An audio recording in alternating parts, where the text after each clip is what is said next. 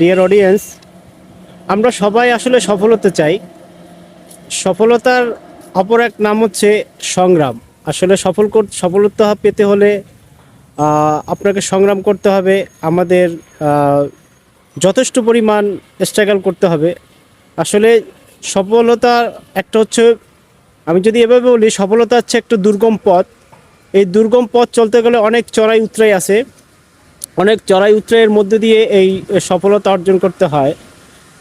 আসলে একটা শান্ত নদীতে যে কেউ নৌকা চালাতে পারে, কিন্তু একটা অশান্ত সমুদ্রে, আহ, আহ, উত্তাল সমুদ্রে ঝড়ো হাওয়ার মধ্যে আহ, একটি জাহাজ টিকিয়ে রাখা হচ্ছে একটা দক্ষ নাবিকের কাজ। আমরা যারা সফল হতে চাই তাদেরকে অনেক চড়াই উতরাইয়ের মধ্যে দিয়ে সফলকাম হতে হবে।